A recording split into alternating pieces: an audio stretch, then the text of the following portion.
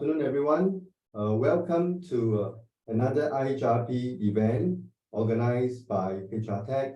Today, we'll be talking about going beyond traditional employee assistance program, designing a holistic employee well-being program. Before we start, I just want to share a couple of housekeeping rules. The webinars will be recorded and will be available for viewing within a week. In terms of the question and answering, you can use the Q&A function at the bottom of the Zoom video. If your questions is for any specific panelist, do format it according to the name of the panelist as well as your question. Due to time constraint, we may not be able to address all the questions. However, we will provide a response after the event. To enable and facilitate engagement, we will keep the chat function enabled. However, to minimize disruption, participant video and microphone will be disabled. Sharing of the materials, we will hope you can prevent from taking screenshots of the presentation slides. We will send over the materials after the session. Traditionally, employees assistance programs have been one of a go-to solution for supporting employees' well-being. However, many factors, including the lack of measurement tools and stigma towards mental health, are really reducing the efficacy of EAPs. Business can develop a very holistic well-being strategy by focusing on building well-being and growing brain capital, by measuring the brain capital objectively and using it to keep talent engaged and the business thriving. Investing in employees' brain health not only benefits individual employees, but will also positively impact the organization's bottom line. Now, the best talent seeks to work for leaders who can allow them to reach their peak brain performance and maintain it without burning out. Let's look forward to this event. Today, we have the privilege of three distinguished presenters. We have Archana, who is IHRP senior professional since 2018 and is also a member of the IHRP COVID task force in 2020 and 2021. We also have Caleb Tan, who is a senior manager of Ministry of Healthcare Transformation. Finally, but certainly not the least, we have Nate, who is the Chief Digital Neuroscientist at Neurowyzr. We have a exciting program lineup for you today. We will start off with Archana, who will talk about the limitation of traditional EAP. That will then be followed by Caleb, who will then talk about a holistic well-being program.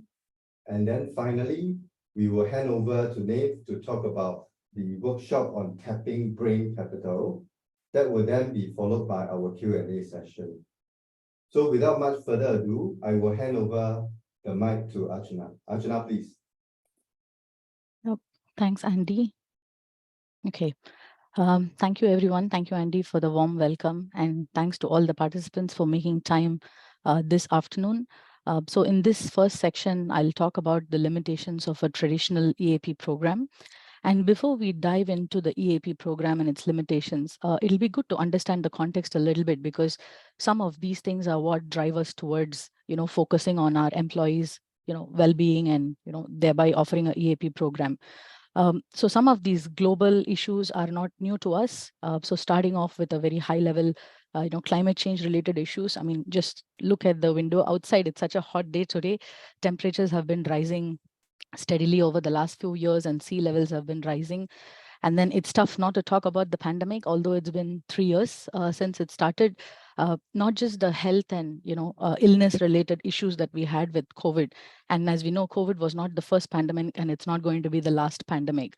But also the business impact. And as Andy mentioned, IHRP had actually set up a COVID task force, and we could see firsthand how companies were struggling to tide through the pandemic.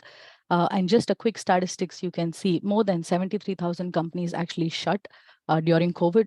Of course, there are so many businesses that would have pivoted, and some new businesses would have been set up, but still there was a lot of challenge. And at this point, I will also probably take a moment to encourage all of you to visit the IHRP website, because we did prepare a lot of materials for employees, employers, and HR professionals, whether it's toolkits or playbooks. So, and they are still relevant even today. So please do have a look. But preparedness for pandemic will also be an important consideration in the future. Global cooperation related issues. I think we've seen the impact of the Ukraine-Russia war, not just on the lives of people, but also on infrastructure, and even subtle things like the trade war, which has resulted in a huge economic loss for certain countries. And then if we sort of zoom down into more regional or local challenges, we all know the challenges with aging population in Singapore. Recently, 1 in 5 Singaporeans are age 65 and above, and that number is expected to hit 1 in 4 very soon by the end of this decade. And the sort of dip in fertility rates. And what happens then is this puts a lot of pressure on the working class of people, which is employees. And lastly, talking about mental health issues, recently there was also articles on suicide rates being higher, one of the highest in the last 20 years last year. And if you sort of deep dive into some of those issues, you can see that there is a growing challenge among youth, etc. And it's important to understand this context, because this is the world that we are operating in. And although employees come to work, they are also personally and professionally affected by many of these. And not to mention all the scams going around. So now that we understand the global context and the challenges, what happens is in most companies, employees and our businesses look up to HR to take care of our employees' well-being. And EAP tends to be a very, sort of standard offering, right? That most companies tend to look to, because you can get some professional support for employees' issues. And there are clearly a lot of benefits, not just for the business, but also for employees. And I will just list down a few here. So at a business level, it helps with increased performance and productivity, and it reduces the cost of operations if people have a more positive outlook at work. And then for employees themselves, it helps with their staff morale and job satisfaction, because they tend to be more happy, and lower absenteeism, which also results in high productivity. And leaving aside the business impact and the impact on employees, if we look at it at a very social level, it then means that people can be more happy because they have improved health, they have more satisfaction, and they can lead more fulfilling and meaningful lives. So well-being and EAP even more in the last few years since the pandemic have become really important. So now let's look at what are some of the challenges with a traditional EAP program, right? And why is it not delivering the results, or delivering the results that we look forward to? So I think the first challenge with most EAP programs is that either people don't know, despite numerous communications, or they don't know how to use it, or they don't use it. You can see here that the global average is 5% for EAP utilization. And we know that if the global average is 5%, the Asia average is probably much lower, because generally in Asian culture, we're not that forthcoming when it comes to taking external support. So some of the causes or the reasons for this could be that in many companies, the EAP program is a sort of global program where someone in the headquarters has decided that this is what we will do. And what happens is when you come to especially a diverse region like Asia, where you have multiple cultures, multiple countries, then it is not always relevant to each of the countries and each of the scenarios. Even if, let's say, people start using it, then the key question is it really making an impact? And is it meeting our employees' needs? And many a times what happens is the EAP programs tend to be off the shelf, right? You have XYZ offering, and then if you happen to use any of them, then that's good. But otherwise, if there is a specific need or a special personalized support that's required, then that becomes a challenge. We've also seen cases where employees, reach out to the EAP offering and program for certain, specialized requests, and they are sometimes turned down because it's not part of the program. Um, the other aspect is, is the offering more comprehensive, and are employees getting the support that they need in a more timely and reliable manner? And this, I would say, largely also is because of the way the approach is. So many a times it's a hotline, right? You call the hotline, and then there's somebody who answers your call and gives you some support.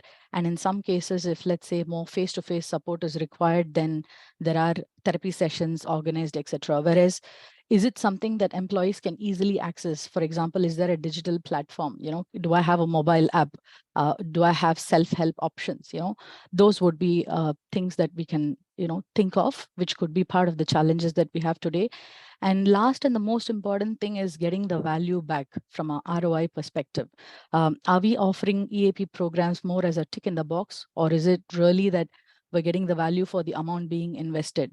And many a times, what we will all have realized is that if, let's say, employees have to go to a program once in a while, let's say I have to go to it once in 3 months or 6 months, then the impact is lower. Whereas if it's, let's say, integrated with our overall people agenda, and if it is something that employees touch and feel or interact with on a more regular basis, then it tends to have more impact.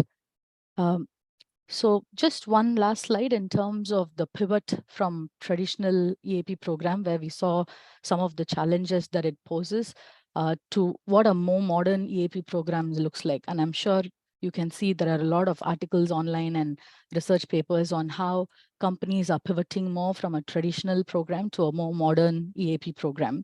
And it's kind of like three phases, right? So the initial phase is the more traditional one, which is very reactive, which means that an employee has a problem or a family member has a problem, and then they call the hotline or they get some in-person support.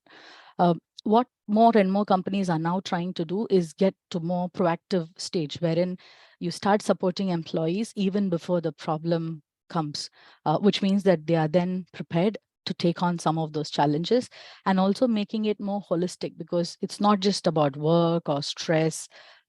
Some companies do offer legal or financial support, but there are a whole set of topics that we can cover, including life services, right? Someone going through an adoption or a challenge with their pet, could be anything, divorce, etc. So offering more life services, and also offering more preventive care, so that we proactively manage some of those issues. And lastly, like I mentioned before, the last phase would be more having an integrated offering, something that employees can touch and feel on a more regular basis, and something that's aligned with the organizational values. So, having it integrated with your overall well-being program. And at the end of it, what do we want, right? We want employees to be positive and be happy.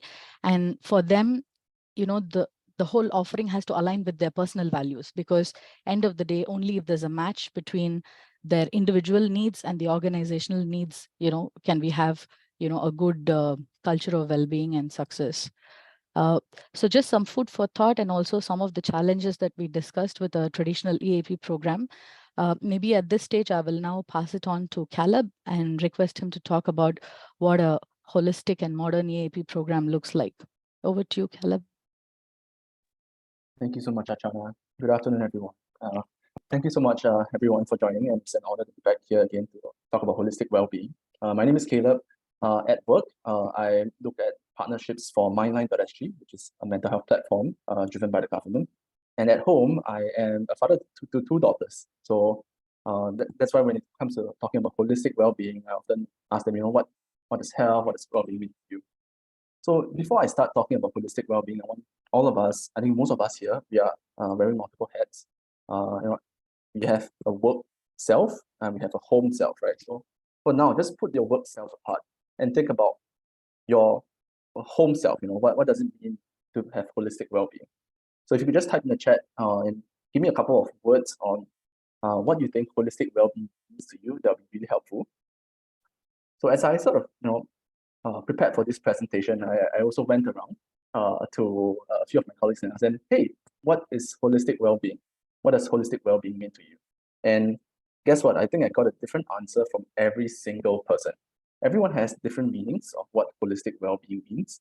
And to me, holistic well-being just means having a sense of balance, right? Balance, I see a lot of responses coming in. So having a safe environment, having mental wellness, having various forms of pillars. And like I said, I think holistic well-being is something that is very personal. To me, it means having a balance across these 5 pillars. As I was preparing for this deck, I was looking for frameworks, right, to share with all of you. And I think I found at least 10 different frameworks of what holistic well-being means. But it boils down to these 5 that I like the most, and this is also what I use in a lot of my previous work. So just for context, in my past life, I was a well-being consultant at Aon and WTW, and I help a lot of clients like yourself develop well-being programs for their employees. So this is my favorite framework where it covers 5 different pillars of well-being. You have your physical well-being, and I think that is very easy to understand. Physical well-being just means having sufficient health and energy to do what you need to do. It covers a little bit of nutrition and healthcare as well. So that's what physical well-being is. Emotional well-being is something that I think over the last 2 years, many people have started to get a better understanding of as well. So emotional well-being means how you adapt and react to certain life situations. We all face setbacks in our lives, right? But how we react to it, what are our attitudes towards that kind of setbacks that we have would form the basis of our emotional well-being. Now, of course, a growing dimension that I see the space is career well-being. I think it's more prevalent for the younger population. And as you know, we see Gen Zs coming in the workplace saying that, oh, I want to have a purpose at work. I want to have positive work experiences. So this is actually something that is important and growingly more so for the younger population. We also have financial well-being. So financial well-being means having making enough for your own lifestyle. You determine what your lifestyle would be like, but making enough to sustain your lifestyle and making enough to have that buffer in case any life setback hits you. So that's what financial well-being is. And lastly, social well-being is having meaningful connections. So the point about having me showing you this chart is that there are many things that you can focus on, right? As an individual, you can focus on improving your physical, you can focus on improving your emotional health, etc., etc. But all of these are interrelated. And why so? So of course, there's a lot of research that goes behind the scenes. So just for you to have a quick look here. So the link between physical and emotional well-being is well established, right? So you first of all see that poor physical health increases the risk. So if you are someone who is in the poor state of health, you have pain, you have chronic pain all over your body, it is very hard for you to feel well emotionally. So, and vice versa, if you have poor mental health, you don't sleep well, it's also very hard for you to feel energetic and get enough energy to do what you need to do on a daily basis. Now, if we move down to social and emotional health, what's the connection? So research has shown that positive emotional well-being leads to better social behaviors. So when you have a better state of mind, right, you are able to form better quality relationships. You don't flare up at anyone very easily. Just imagine my kids, right? If I don't have a good state of mind, if I'm really stressed out at work, if I'm really stressed out over different things, I'll flare up at my kids, and therefore the relationship between me and my kids will worsen. And on the flip side, social connectedness is also linked to emotional well-being. If you are lonely, for example, there is a higher risk of depression, anxiety, stress, and also self-esteem. So again, a lot of these pillars are interrelated. Now take a look at financial well-being, for example. So poor financial well-being is a contributor of chronic stress, right? When you have poor financial well-being, it's very hard for you if you're constantly worrying about living from paycheck to paycheck. You cannot sleep well, there's chronic stress, your blood pressure will increase, you have a higher risk of depression and anxiety, etc. And when you have poor financial well-being, that also means that you have lesser choices, right? You need to make sure that you get proper access to different things. When you're living from paycheck to paycheck, you are more likely to prioritize, moving to the next month and making sure that you survive in the next month, and therefore you make poorer nutrition choices and stuff like that. So I guess the whole point of this story is to tell you that holistic well-being is very complicated. There are many pillars, as we've all seen in the chat. Everyone has a different understanding of what holistic well-being is, but ultimately it is interrelated. So how do we look after our holistic well-being? I have this story, right? And as I mentioned earlier, holistic well-being is all about balance. So you need to balance everything. I've seen people who say, I want to be healthy, and they go all out eating healthily. They sort of go eat salad every day, or they eat really like clean, and therefore it affects their mental health. So for me, I always tell myself, it's okay to have a cheat meal once in a while. Maybe that's not very representative of what I do at MOH, but it's okay to have a cheat meal. And the story that I always tell my friends is that sometimes I have McDonald's, right? Well, I could have a healthier choice at McDonald's. That way I look after my physical well-being. It makes me happy because McDonald's is a happy place. It gives happy meal. It looks after my emotional well-being. I go there with my kids, so it looks after my social well-being, and therefore it gives me better social connectedness. McDonald's is fairly affordable, and I guess it helps me to get in, to look after my financial well-being as well. And lastly, I think going through this whole experience, now I can talk about it in a talk, and I guess it helps my career well-being as well. So that's a very short story about what I think about holistic well-being. So now for a moment, right? Now that you've internalized and thought about what holistic well-being means to you, now it's time to put back your HR hat, right? And think about how you can translate this holistic well-being into something that you do for your employees. And I'm sure most of us are HR professionals here, right? So we think a lot about how do we improve well-being of our employees. Thanks for all the supportive comments. I'm glad the McDonald's story worked out. So when it comes to well-being, so you can see here, this is a survey by Aon, done their latest survey. You can obviously go and download their survey on their website. I used to come from Aon, that's why I'm using the survey data. You see that a lot of companies, they do different things, right? So they have 50% of companies, they do some form of physical well-being, and that can be in the form of healthy food options, providing gym memberships, providing health screening for their employees, etc., etc.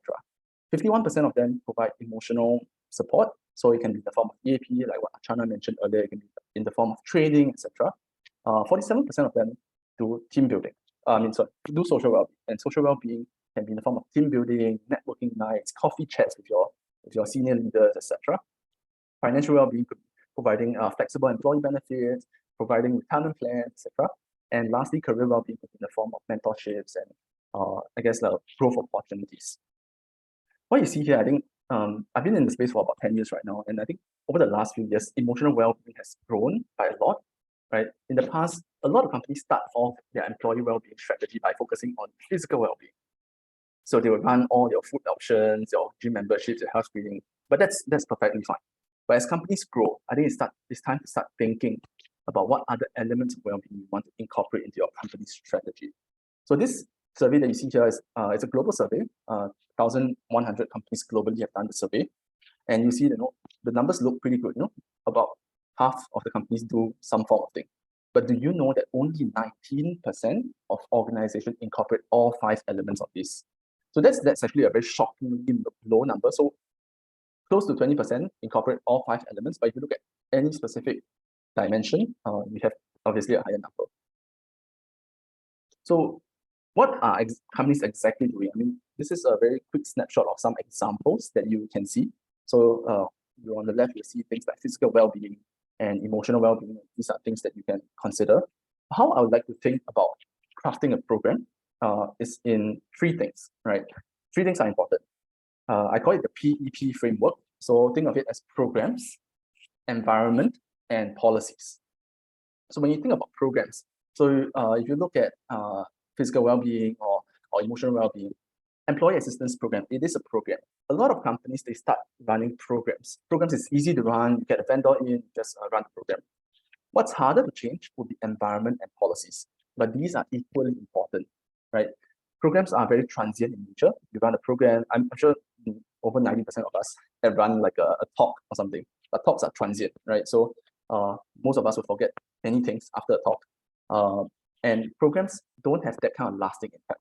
But if you focus your efforts on environment, right? So if you look at number 5 in emotional well-being, quiet space in the office. If you're able to provide quiet space in the office, you are actually able to improve emotional well-being by a lot. Some people just need a quiet space. Or even if you look at number 9, access to a breastfeeding maternity room. A lot of working mothers that I talk to, a big part of their stress comes from not being able to find a breastfeeding room. And my wife, for example, when she had our kid, she had to pump her milk in a breastfeeding, in a meeting room, right? And that was very stress-inducing because there isn't a dedicated room for her to do so. But if there is, then she will not be as stressed. So little things like this, when you change the environment, you're able to also improve the various pillars of well-being for your employees. On the right, you see this is on the right. You see that these few charts. So 91% of us in Singapore have some sort of well-being initiatives. This can be in the form of a talk. This can be in the form of any health screening initiative, etc. But only 51% of them have a well-being strategy. So you see this disconnect, right? I think it's easy for us to do one initiative, but it's hard for us to put everything together. Right? So how do you put everything together? So I'll spend the next 5 minutes to go through something that that I would like all of you to consider. So this is a framework that I use when I was doing consulting in Aeon. So this is called the 4D framework. So it's called discover, develop, deliver, and determine. So you can think of this as a very step-by-step approach, right? But this is by no means like linear. A lot of us jump straight into delivering a program, right, without first understanding what the needs of the employees are. Right? I think Archana mentioned that in her presentation as well. It's very, very important to understand what your employees are expecting, what they need, and that's in the discover phase. And you can do so in many different ways. So discover phase, you can do things like employee surveys, you can do interest surveys, you can even do a very informal pulse survey and just ask people, hey, what do you think can be improved? What do you think you need? You can also ask people about what are some of the things that they desire, right? So discovering that is very important. Of course, you can do all sorts of surveys. You can ask people. You can get key influencers within your organization to get that pulse for you. So after you find out what are the opportunities, what are the gaps that your organization has, it's time to move on to the next stage, where you have the developing the framework, right? Sorry, I saw a comment that someone cannot hear. Can you all hear me? Yeah, loud and clear, Caleb. Oh, okay, great. All right. So in the second stage, when you develop a framework, so there are many frameworks to consider. The framework that I like to use the most is called the AMSO framework. It stands for awareness, motivation, skills, and opportunities. So when you plan your program, think of it as a portfolio, right? It's not just one talk, it's not just one initiative. It's a portfolio of initiatives and portfolio of tactics that you use to drive well-being at your workplace. The holistic well-being framework that I shared earlier, the 5 circles, they also form a component. So when you plan your program, make sure that you cover all the different components. There are certain cases, right, where you can run one program and hit multiple pillars. For example, you run a team building in a nature environment, right, and you get them to sort of walk or do something. So you hit the physical well-being, hit the emotional well-being because you're in nature, and you hit the social well-being because you form them into teams. So there are certain cases where you can hit multiple pillars at one time, but sometimes you can only do one at one time. But that's okay, as long as you, in the whole portfolio, in a year or 2-year plan, you have this whole thing thought out. So delivering is where you work with partners. A lot of us as HRs, we may not have the right expertise. You can look for external partners, like Neurowyzr is one of them. You can have many other partners that can deliver programs for you.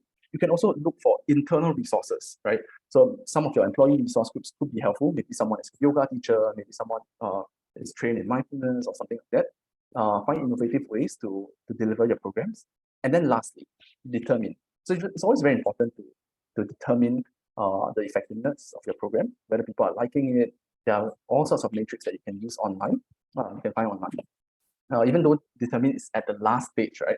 What I often encourage companies to do is that start with the end in mind. When you are discovering, when you are in the early stages of planning, think of how to measure. Because ultimately, right, we all belong to organizations. And from a practical sense, in order to get money, you need to build a business case. And to build a business case, you need data. So first of all, make sure that you know what you want to measure. It can be measuring satisfaction. It can be measuring changes in your health screening data on a year-to-year basis. It can be measuring maybe changes or in your insurance premium, for example, measuring changes in your claims data. So there are many sources of data that you can use. Again, today is a bit too short to go through everything, but you can find all of these online. So I hope I've given you a very easy to understand framework for these: discover, develop, deliver, and determine. And if there's only one thing that you have to take away from my 15 minutes of sharing, this is the thing, all right? Just to sum it up, right? And I mentioned earlier that I look after myline.sg. And this is a digital mental health platform that's available for all Singaporeans. We give this for free to all Singaporeans. If you don't mind, just take your phone out, scan the QR code on the right, you can try out My Night at Work. This is free for all Singaporeans. In it, you'll find a lot of resources relating to mental and physical well-being. We don't aim to cover everything, but you'll find some free resources for yourself. Even though I am aware that we shared the entire framework earlier, sometimes it's very hard to make things work. So there are many other government initiatives out there, as you can see listed here, and this will be shared with you afterwards as well. Read through some of these resources. There's also government support funding, right, that you can use so that you can get started on your well-being journey. A lot of companies, a lot of clients, they often think that, oh, to start a well-being program, I need a big bang. Actually, that's not true, right? The most important thing is to start. And once you start, get some early successes, slowly build a business case, and then you'll have something going. And I think that's one of the best advice that I can give. I do see some questions on the chat, right? So I'll just read them out and try to answer them. So what are some of the low resource, high impact initiatives that we can push in our company, especially if time, manpower, and money is very hard to push with the current macroeconomic conditions? That's a very good question. And I think on my slide, you see a couple of things, right? So HPB has very kindly offered many resources. Start exploring their workplace outreach wellness package. So this is a package where you can apply for, right, and get a whole menu of services to start running programs at very low cost. I think given Singapore, right, I think if you're a Singaporean, you kind of know that we value partial funding, so that we all have skin in the game. Nothing comes for free. But having said that, you are able to get support at a very low cost. So start by exploring some of the workplace outreach wellness packages. Get the whole list of things for you to explore. And if you're looking for guides, right, on how to plan your programs, HPB also has a whole comprehensive guide on how to run workplace health promotion. So that's something that you can have a look. And of course, if you still need help, I think there are many consultants out there that you can speak to. Right? I think Sriram has also put in some of the different links here in the chat for everyone to access. Let me see if there's any other questions. Okay, so there's one question about mental and emotional leadership manager training. Is there such training available? Yes, I think this is increasingly getting very popular. A lot of people are aware that middle managers and leaders have the biggest impact on their team's mental health. So there are more and more providers out there who can provide such services. Again, look for the workplace outreach wellness package from the government. There are also many private providers who do that as well, but from a government perspective, HPB offers that. And I do have one last question. I think someone is saying that how many of these stats are applicable to Singapore? Some of the stats are applicable. So if you go through one of the slides I mentioned earlier, there is a Singapore cut specifically. But for further sort of breakdowns, I think you have to speak to the respective agencies. Okay, I think I'm out of time. So thank you so much for your time. And I'll now pass it on to Nash, who will share with us about what Neurowyzr has to offer. Thank you. Thanks, Caleb. I also love the McDonald's story. I'll feel less guilty when I go there the next time. Good afternoon, everybody. And I think as the other speakers have mentioned, I'm very excited to see so many people on the call today and disinterested in supporting our employees and helping them to grow mentally. And more importantly, what I want to share about today is around the concept of brain capital, which I think is a very powerful example to better understand how we can improve our services for mental health, especially. So just a little bit about Neurowyzr. I'm the chief neuroscientist at Neurowyzr. We're a Singapore-based brain health company. We build tools that are based on the fundamentals of deep neuroscience. And this is not the neuromarketing type of neuroscience. This is based on clinical neuroscience. We believe that everyone, regardless of age, regardless of what you do or where you are, deserves healthier brains to enjoy happier lives. And you can see, I think, throughout all our different presentations, the word happy comes up very often. I think that's a very important feature when we look at mental health. We want to look at mental wellness rather than mental illness or mental disorder. So what we actually do is, like I mentioned, we build a lot of tools and we support, and we're very much a proponent of the concept of measurement, or the idea of measurement, thereby giving insight. So I think even to start it off, my 45 minutes, to start it off in a go, immediately I want to say, and I will emphasize this through the rest of the next 40 minutes, is that measurement is key. There is no successful intervention without any form of measurement. And so if you are building systems to support, and if we look at brain capital, which is what we do, we think measurement is the most important linchpin before we start to support anybody at all in the organization. Unfortunately, there's not a lot of great measurement that is being used. A lot of measurement is subjective, and I'll go into that a little bit later on. So when we think about the brain, a lot of times people think that the brain is what controls the way you think, or, solving maths problems, or coming up with a witty response to someone, or, being able to write the best email or solve a problem at work. And that's the only time that the brain is used. Actually, the brain is the command center of your whole body. Mental health is a small facet of your brain health. It's a subsidy of your brain health. A lot of people, even when we speak to employees, we speak to employers, people think that, your mood, your personality, it comes from the heart, and everything else comes from the brain. So I'm here to tell you that that is not true at all. Your brain looks at three very important functions: your cognitive functions, which is what allows you to think clearly, to think sharply, allows you to learn, adopt, learn new models. For example, during COVID, so many people had to suddenly learn how to use Zoom. That is part of your cognitive brain. How you remember things, the language you use, the conversations you have. You're an amazing salesman, your cognitive function will be very good. And another part of your brain, which is very important to our conversation today, is your mental state, or your mental health. So evidence shows that people who have good brain health, who have very healthy functioning brains, in fact have very good mental resilience. They are able to buffer better around stressful events and situations than someone else who has worsening brain health. I think what Caleb had shared in the holistic look of wellness is very interesting, and a lot of the capabilities and abilities to do those things, to have positive attitudes in life, to be financially well, comes from the ability to have a good and healthy functioning brain. So brain health doesn't just mean all this scary talk about Alzheimer's and dementia.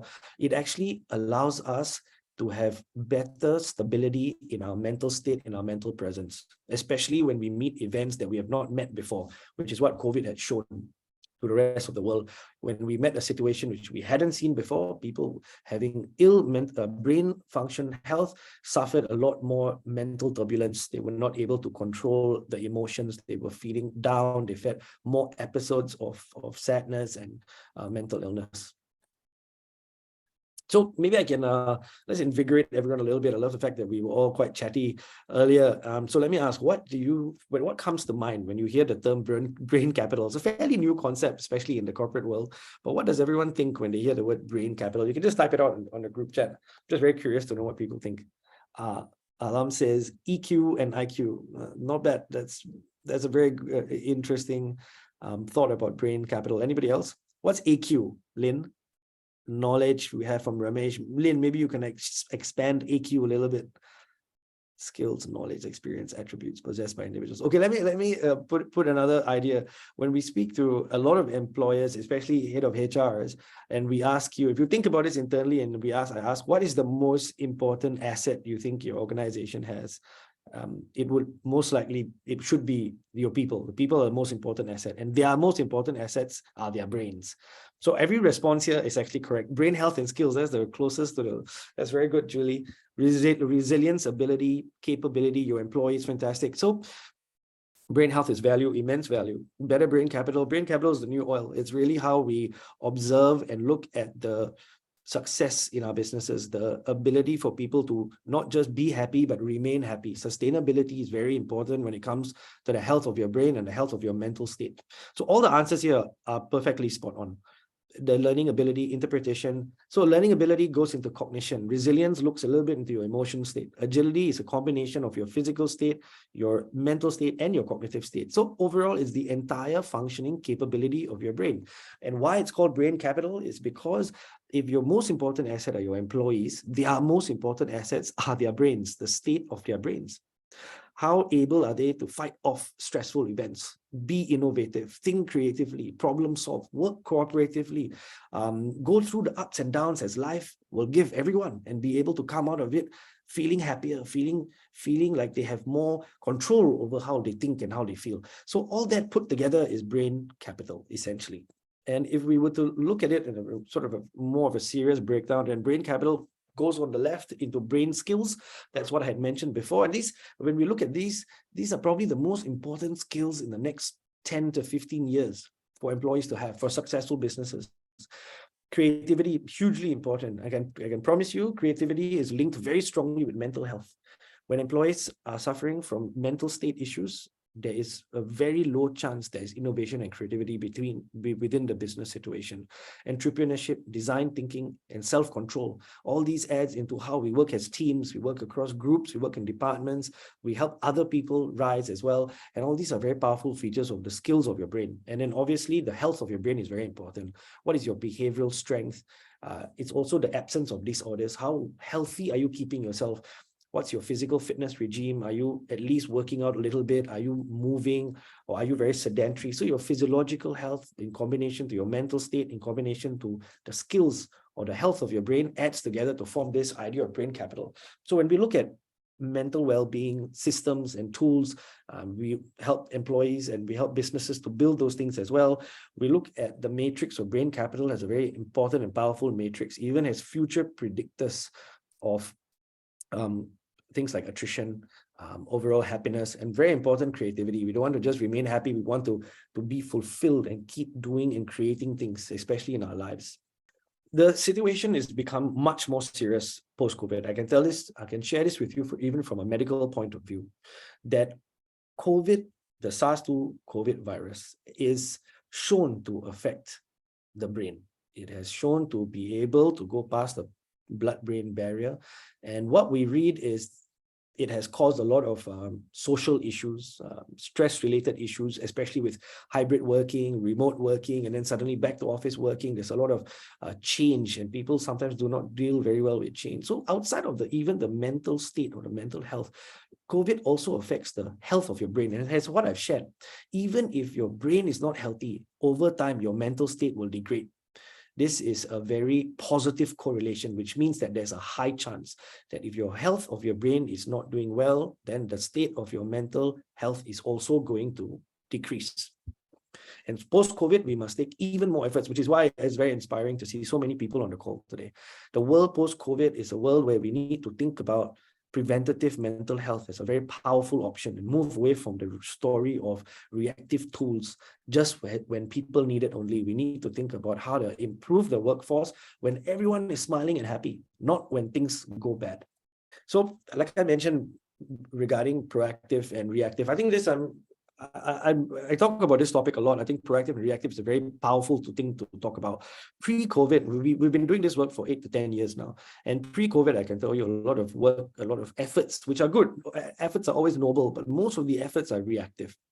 Reactive in the sense that traditional EAP systems, like Archana had mentioned, 3%, around 3% in Asia, 5% in the Western world, because it is a reactive concept. So only when employees start to feel bad, they are feeling down, they have to be reminded that there's a hotline or perhaps a website that they can, get a session on. But when we meet with employees, when we poll employees and ask employees and say, why haven't you reached out before? We've been running so we at Neurowyzr, we've been running a psychology clinic supporting employees for the last 5 years. And so we see a lot of employees who come here and we always ask them, why haven't you reached out before? You would have had a big measure of change if you had sought some help much earlier on. And I can tell you from a Singaporean point of view, usually the responses I get is, my problem's not big enough. I didn't think my problem was big enough, so I didn't want to reach out to anyone. And you will hear this, and you'll hear employees say this all the time. They will say things to even to head of HR. They will say, "Oh, I'm sorry, I thought not so important to point the spotlight on me. I'm fine, I'm fine." And then when things go bad, when they start finding declinations, and most of the time, usually the first declination is in the category of relationships, family relationships, spousal relationships, parental relationships, or even co-worker relationships. That's where people mostly feel, from an emotional point of view, that's where the first declination is. Nobody will say, "I start feeling sad." They will start feeling angry, annoyed, they're not cooperating so well, either at home or in the workplace.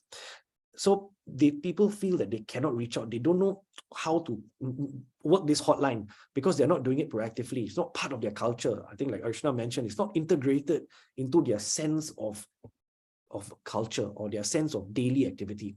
So as business leaders, it's very important to think about the integrative portion. How do we create proactive systems that allows and nurtures people when they are in their best state, when they are in their happiest state?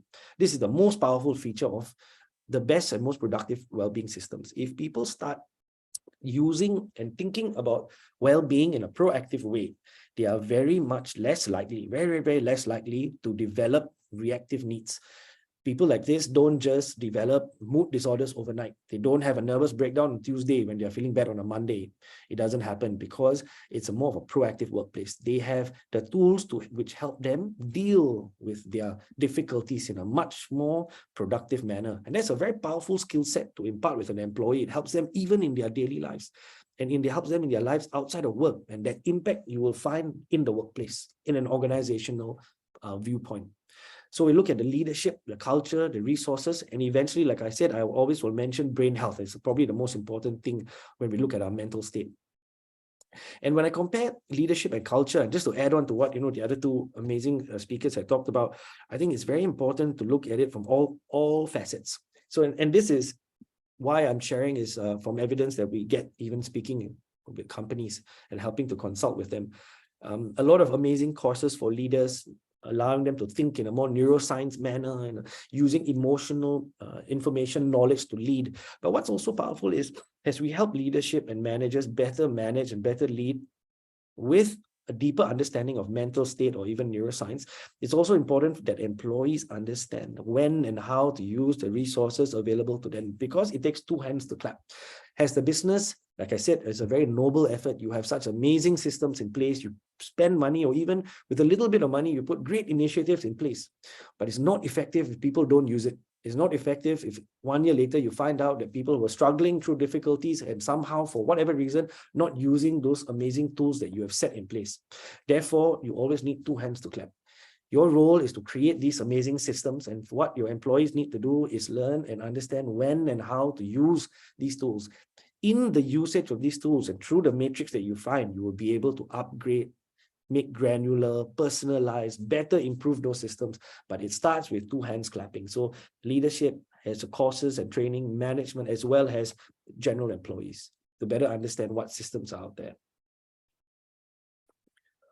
Let me just look through some of the questions right now.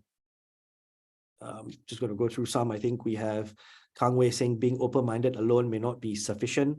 Yes, Kang Wei, you're absolutely correct. In fact, not a lot of people are open-minded. So you'll find that most people still find a taboo and a stigma around these things, in the sense that it has to be worked, integrated into systems. The moment the systems are integrated into the culture, into the daily living of the company, it changes what the definition of being open-minded is. We in Asia may think open-mindedness is being able to use systems like this, but in the West, it's a normal thing in everyday life. It's not even assumed to be open-minded. So it sounds, how do we think about it in this way? Kang Wei says HR cannot drive psychological safety. It has to be behavioral driven. No, it's true. So I personally have run many psychological safety courses for companies here in Singapore, for private companies.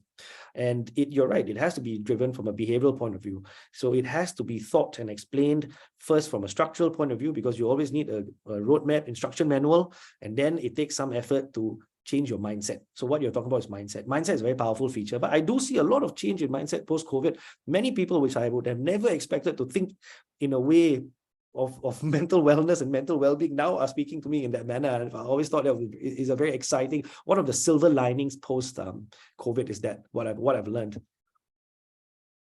So if we let's dive a little bit more into this proactive idea. And it's someone at the start of the talk, I can't remember now, had mentioned, wrote in the chat something very interesting, saying, mental wellness is mental toughness and mental resilience. And that's very important, because it's unfortunate that the word mental health has become a very stigmatized word. So, if you meet anyone and you ask them, hey, how's your health? Nobody is going to think that you ask them something in a negative manner.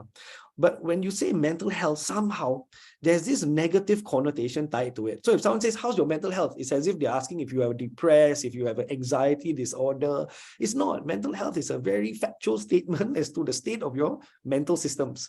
But it's smarter if we use the word mental wellness, because mental wellness is on the brighter end of the spectrum. It looks at your superpowers. Many of us know many people like this in our life. We call them things like cool as a cucumber, very calm under pressure, somehow doesn't get stressed, is always able to come up with the best answers, the best response. I don't understand how this guy or this lady is always smiling. People who are who have very good mental wellness, we call them mental superpowers. It's not just their excellent ability to do work. You will see it in all facets of their life. They are easy to talk to. They are easy to be around. They make you feel less stressed. They take a lot of initiative because their brain is functioning at a very optimal level. They are not clouded by feelings of frustration, feelings of being upset. Their brain is fully engaged in absorbing everything that they're doing. They're very engaged in their job. They're very productive in what they do. And there's a sort of a couple of stories that I share with a lot of people. And maybe this is an appropriate setting I can share. And hoping that all these things allow you not to just build the right system, but as you work with your employees, you can see it in them as well. Imagine there are two different people who work the exact same job. And I see this a lot that happens. And one person is really focused, their business is very focused on mental wellness. They read a lot of amazing articles. They use a lot of links, that have been shared, for example, today, and they really improve what their mindset is, what their thoughts are around sort of mental wellness.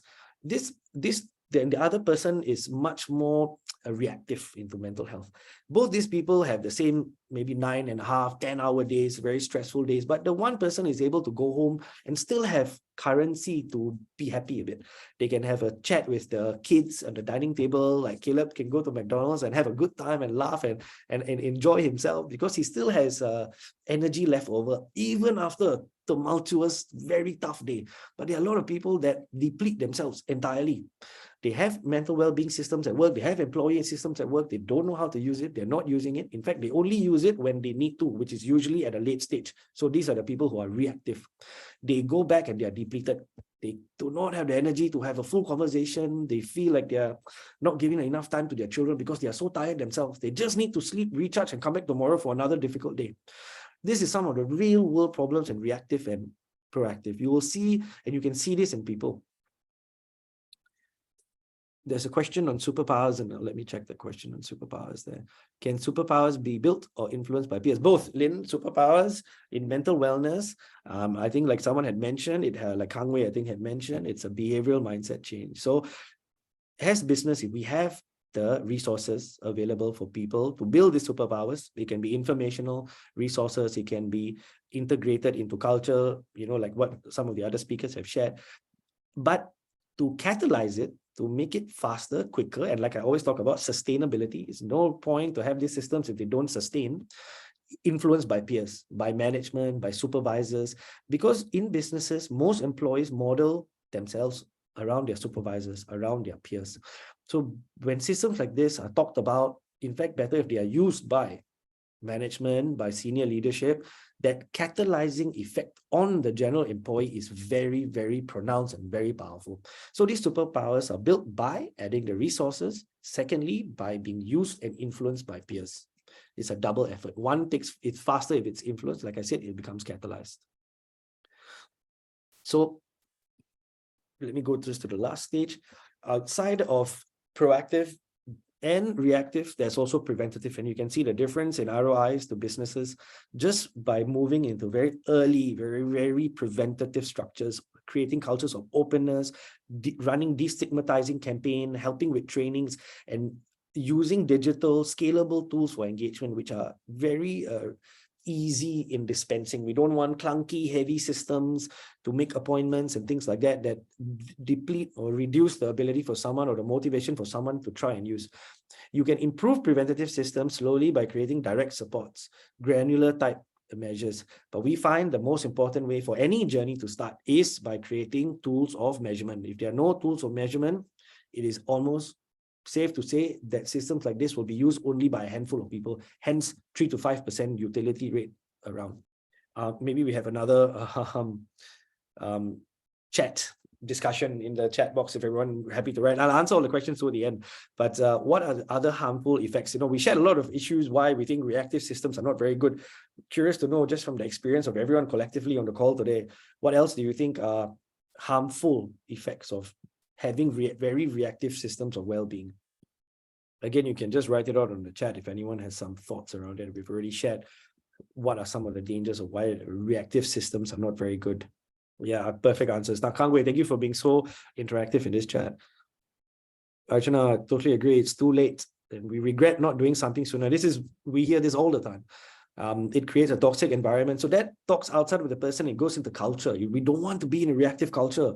We want to be in a culture that allows or equips us to grow, equips us to have the skills. Before I go into the next section, I'll share an analogy with everyone. Let me see. I want to share this point in a stronger way. I think it's a very important point. Does everyone, we have more than 300 people on the call today. Does everyone, or has everyone heard of this game character called Sonic the Hedgehog? I promise you this is related to the call, but has anyone heard about Sonic the Hedgehog, that particular character? Okay, good. At least I got some yeses. I've had talks where nobody said yes and I had to explain. Okay, so there is a very strong link, and I always say this, between Sonic the Hedgehog and why preventative mental well-being tools are superbly important. So for the benefit of others on the call that are not familiar with Sonic the Hedgehog, he is a very famous game character in Sega, and there's also a movie made about him. And in this particular game, if you play it, he just runs around and he collects these coins, okay? And this, you're playing it now. And these coins are very interesting because this is one of the rare games that this character cannot die. Basically, you cannot lose the game because you just have to have one coin.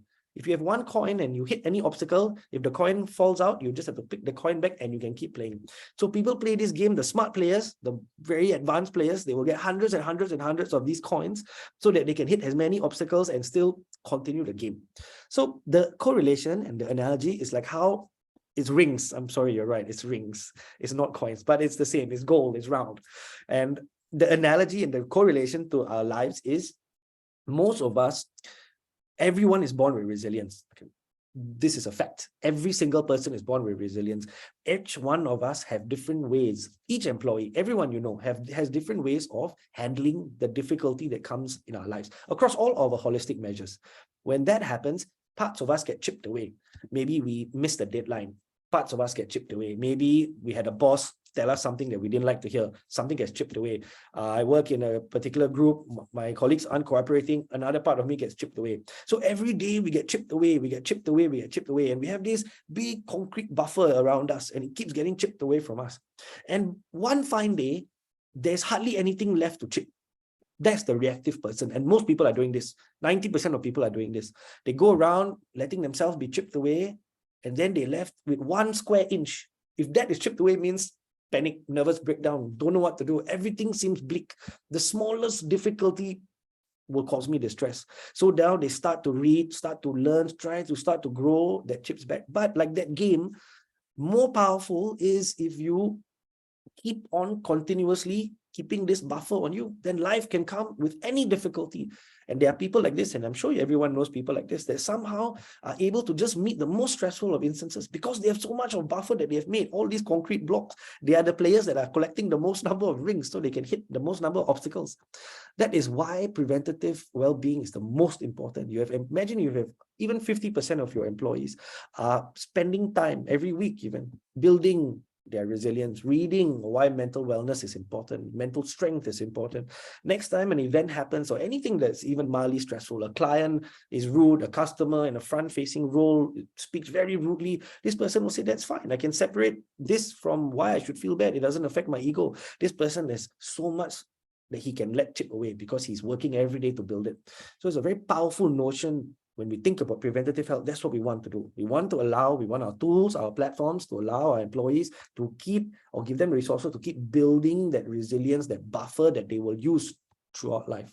The new age of brain capital, as we discussed, these are 6 or 7, there are some more of them, but these are 6 of the very important features that are hugely imperative for success. Holistic, like Caleb very nicely mentioned, I won't go into that already. Objective tests. So like I said at the start, measurement is key. Everything and anything that is not measured will always degrade. So even measurement is important to figure out how to measure. So we do measurement a lot. In fact, we're in the business of measurement. And most measurements are either subjective, which is not great because most of us do not have an amazing emotional literacy. So it's very hard to ask someone, how do you feel? And most of the time people lie. If they don't lie, they're just unaware exactly how to relate how they feel. So subjective tests are not great. Second, I would stay away from tests that put you in a box. I've met many people who tell me, enough, I've done tests like this. I am 30% dominant, I'm 60% extroverted, but I got some percentage of mine that's not true. That doesn't exist. We are basically the effect of the last around 6 months of our lives. Usually every 6 months, we are the product of that. So people change. You're different a month than next month. You're different in February than you may be in August. You may be different today than you are even next week. We are creatures and effects of our environments. We live in a very dynamic environment. So do not allow systems that tell you or put people into a box and then you say, govern this person based on this box. This person is going to change, and I can guarantee that to you. Objective tests that allow more granular understanding of people is very powerful. And what is the impact of business? How does this help me create resources? How does this help me measure the success of resources that I already have? What are my metrics of measurement? How can I create high adoption and reduce stigma? This takes time, but how can I do it? How can I start to do it? And then how can I make it longitudinal? I don't want to just test today. I don't want to just check today. How can I do it in a manner that gives me this information in a longitudinal way? So I know that we are moving towards success this year, next year, the year after. Just a very quick poll question. Which one of these elements do you feel like you currently have already, that you currently employ in a company? Just an interesting feature, I guess, for everyone else on the call to see, what our peers are doing and what else they are using. Wow, it's great. It's holistic and proactive and preventative. A lot of people doing that. Okay, I think we got about almost 25% of people doing it. So just for the benefit of everyone, if you can see, most of us are looking at or currently utilizing holistic, proactive, and preventative. I applaud everyone who's doing that. That's wonderful that if you have initiatives like this in place already. Business impact measurement, very good. I'm sure everyone has a matrix upon which they rate the success of their drives. Caring for employees' overall brain health. Okay, that's impressive for me. I'm always happy when someone is working on improving the health of the brain. We have a few people that are doing objective tests. I don't blame you. There are not many that are available. And longitudinal tracking. And it makes absolute sense that high adoption rate is low because there's still a stigma around some of these tools. So objective tests and longitudinal tracking are low. And this is something that I will share in the next few slides because that's literally what I do every day. And I think objective tests are very important, like I said, and I want to re-emphasize it. It is the linchpin. It should start. Let me just share the results here with everyone so everyone can see. So objective and longitudinal, I think, are important. I don't blame anyone for not being able to use it. There are not very many tests that are built in science that are objective, but it allows employees, from what we have observed, it allows employees to better understand in a very safe way, not how ill their mental health is, but how powerful their brain capital can be. And everyone knows, especially us in Asia, we're very competitive. We all want to be supercharged brains, which means we'll have supercharged mental resilience. It's an entirely possible correlation. So we find with tests like this, it allows employees to observe and think about themselves in a very honest manner. It gives them opportunities to, how do I supercharge myself? I don't need to feel bad to access these tools. I need to access these tools on the best day, on a great day, even on a normal day. I don't need to wait for a rainy day for me to use these tools. There are many amazing apps out there that that are very mental health related. Some have like sleep stories and meditation and 2-minute learnings, And when I speak to employees and I ask, why have you stopped using these tools? And they say, oh no, because I'm having a good 6 months. I'm being very happy, so I don't need to use. So as HR professionals, you invest in these tools, you'll find usually the rate is around a 70% drop in utility around 6 months of usage. And you'll find, hey, why is there a drop in 70%? And employees will say, because I'm feeling very happy. Until an event comes that disturbs them or arouses a declined state of mental affairs. So it is when people say, I'm using this on a general day because I am feeding and improving the state of my brain and the state of my mind. That's a powerful feature. That's a powerful metric and engagement, because that sustains your ability of resilience. So let me A share happy a and video with resilient everyone here. workforce is a high-performing and productive workforce and can directly impact your company's bottom line. So grow your organizational brain capital to boost your business performance. Here is how Neurowyzr can help. We have the Brain Capital solution for organizations, Attain Corporate, a 4-tier program that is easy to implement. The 4 tiers are insights, education and awareness, leadership and development, therapy and support. First, insights.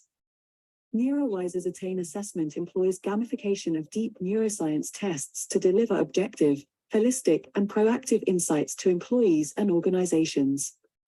They can be used to keep employees engaged, a pulse check on the organization, and help to create effective development plans for individuals.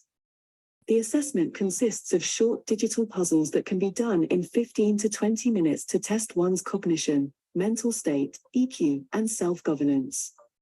The results help to establish a baseline of an employee's personal brain performance. Second, education and awareness.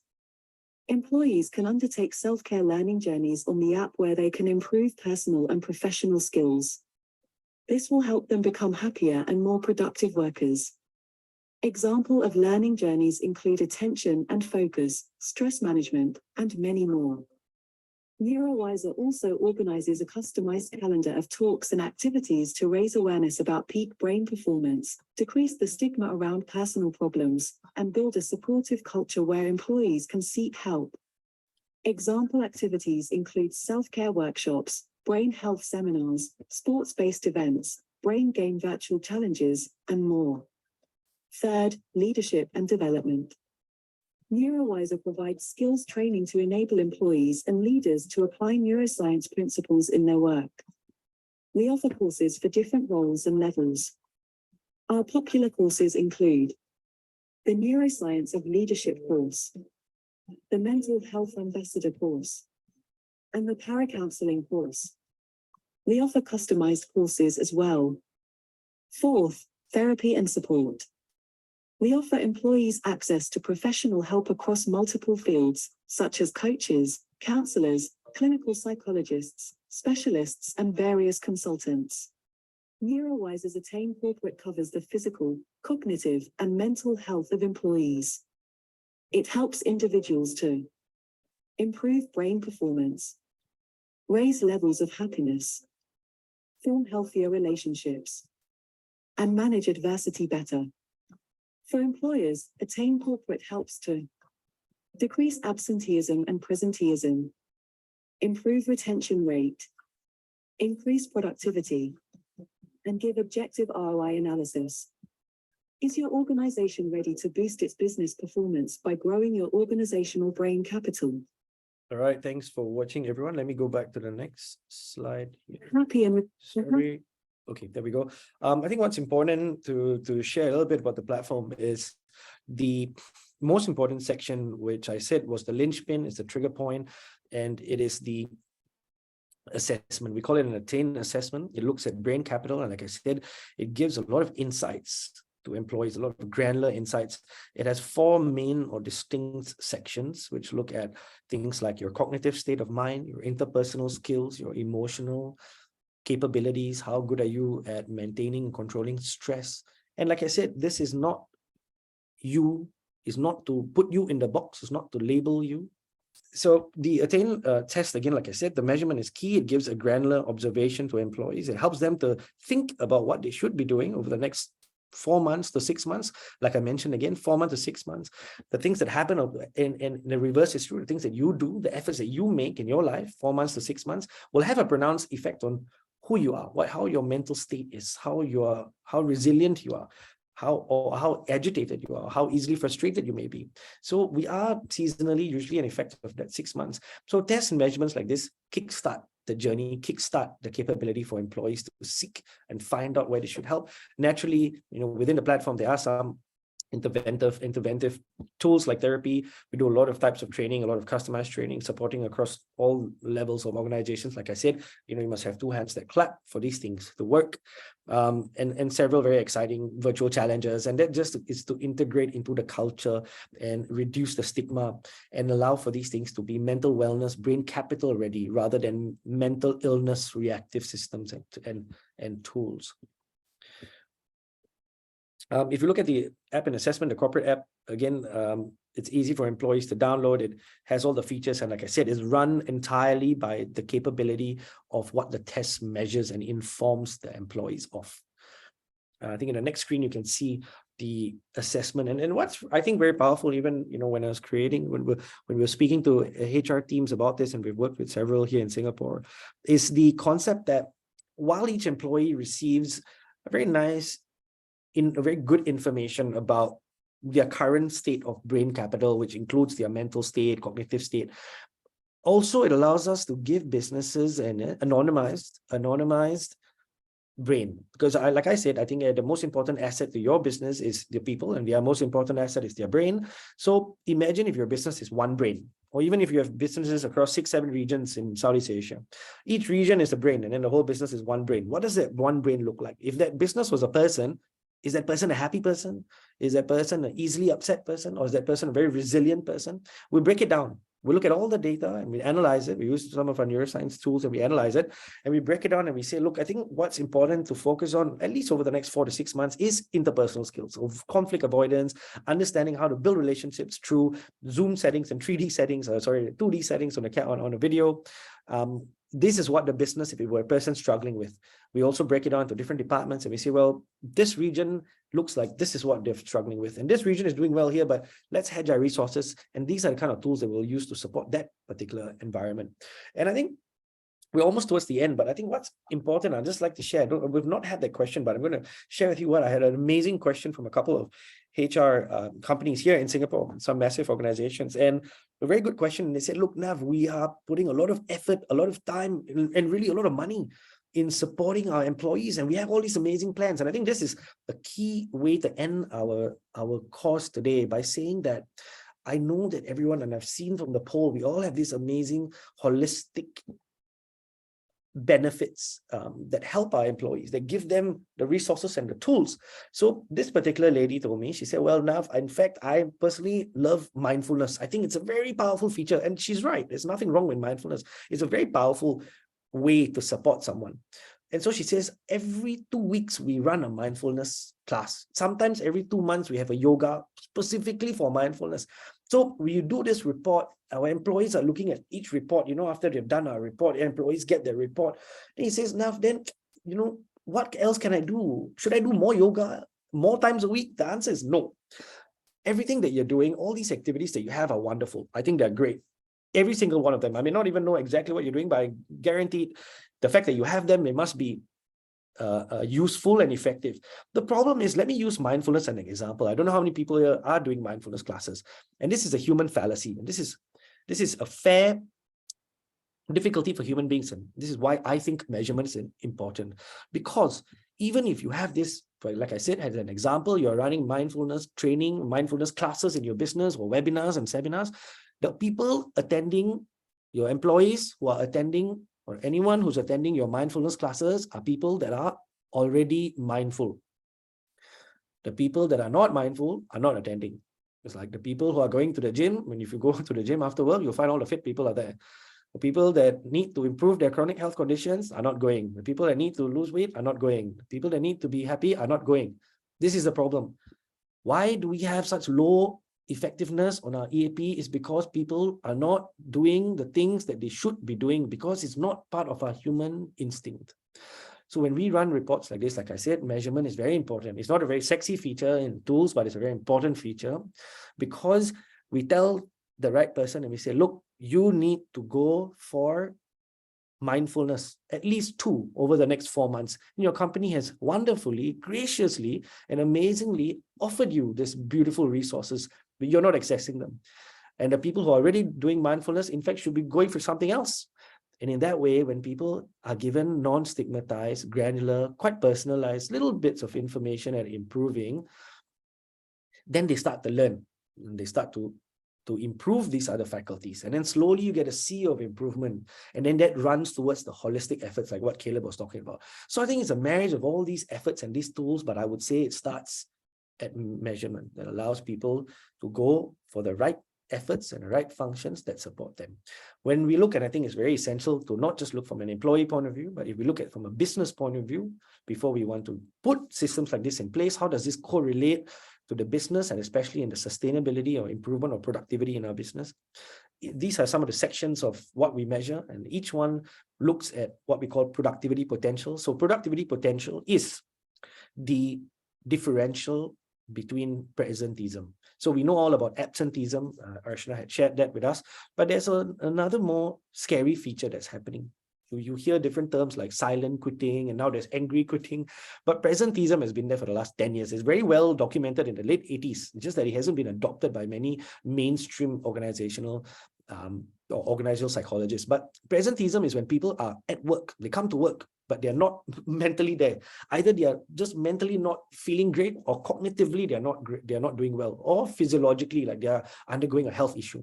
So when presenteeism changes, and it's very hard to measure, when presenteeism changes, the productivity potential of the business decreases severely. I've met many businesses that tell me we have put incentives in place to reduce absenteeism. Last year we had a 99% people who came to work, very amazing, but our output was 5% lower, because they had a 5% increase in presenteeism. So in looking at cognition, it's only through the prism of cognition that you can understand how mentally or cognitively present your employees are at different times in the year. That ties, like Caleb had mentioned, all of these are correlated, as with any holistic system. Emotional intelligence, depending on the department, looks at the cooperativeness, the collaboration capability, customer service. Mental state definitely tied to attrition and employee turnover. And resilience is the most powerful feature. And moving into the next decade, looking at brain capital, I can tell you resilience is key. Mindfulness and grit is part of resilience, and it's tied to how innovative your teams are. How capable are they at solving problems in the most agile manner and in the most successful manner, and still go home and be happy after a productive day at work and not be eaten out emotionally from it. I think just as happy that everyone had joined us today, and very glad to have worked with IHRP and Sriram on this. We want to be able to offer free trials for all your organizations. So you're more than welcome to reach out to us here. You can email hello@Neurowyzr, and we'll be happy to set you up with anything that you need. At this point, I would love to answer any questions that you may have on the Q&A or on the chat. Please do put it there, and I'm just trying to look if we've missed any questions here. But thank you again for your time, everyone. Thank you for your patience. And like I said, open to questions. Happy to have any discussion even, or any thoughts anyone had. It doesn't even need to be a question. It can just be an observation or a thought. Sure, Vanessa, thank you for that. I think the trial period will be a couple of months. Why don't you drop us an email, and we will respond with all the information regarding the trial. I'll just put the email address in the chat as well. I'll just make it easy for everyone to reach out to us. When you reach out, please just drop a reference to this talk, and then we'll know you're from the talk. Now, since there are no further questions, we can hand it over to Andy. Sure, Andy, back over to you. I think the questions are coming in now. Oh, sorry. Okay. In the UK and working since 2005. So yeah, mindfulness and meditation is a good feature. JP, why don't you reach out to us, and we can share how we've rolled this out in places outside of Singapore as well. JP, like I said, invite you to email us, or even reach out to us on the number. We'll definitely give you a call back. Organization offers wellness sessions, 1 hour after work, low participation. Yeah, Jasmine, that's I've heard this before, and advice how to improve. So we improve participation rates by creating these systems of measurement. It kind of pushes people to feel like you give them a bit of a roadmap what to do. It's easy to follow a roadmap and to make one up. It really kills the stigma of it. That's one way, and I think another opportunity is if you integrate these activities into other sessions. That means if it's not a session purposefully allocated to one activity that causes someone either embarrassment or stigma to do it, then some other opportunities where it's integrated into a longer 4 or 5 hour. I think Caleb, you had mentioned earlier just now, like a sort of a team building activity, and part of it has a social component, part of it. So I think that, I don't know, what do you think, Caleb? I think that's a pretty good idea for Jasmine to improve some of her participation rates. Yeah, I think that's a great question. But I guess my question back to you, Jasmine, is, have your employees indicated interest in having yoga and Zumba? Or is it something that you think or your team thinks that would be beneficial? Because I think, like what Nav mentioned earlier, people who come for these sessions are people who would come for these sessions. You are reaching a very small target audience. So what I would recommend is to really understand what your employees want. I think there's also a difference between pre-pandemic and post-pandemic. I think in some of the research and surveys that we've done, right, pre-pandemic, people are used to having post-work yoga sessions. But with the rise of remote working, maybe your employees are not that much in office, and therefore the participation rate is lower. We've also seen research, survey results where employees are now preferring to spend time during work hours for these programs. So yeah, I think like what Kang mentioned, integrate the session in office hours. If your organization allows for such investment of time for employees to do healthy activities, I think that would be perfect. So these are my 2 cents in terms of improving the participation rate. I also see there's another question about funding from HPB Wellness Initiative program that we can tap on. There is funding, so it's called the Workplace Outreach Wellness Package. Go to the HPB website, you'll be able to find, contact information on how to get started. So use that, and I think you get various levels of funding for different kind of programs just to get started. Yeah. There we go. All right, Andy, over to you. Well, thank you very much to all our speakers. I just want to sum it up by saying, through the speakers, we know what are the existing limitations of traditional EAPs. And also through Caleb, we know about myline.sg and some of the grants available by Health Promotional Board.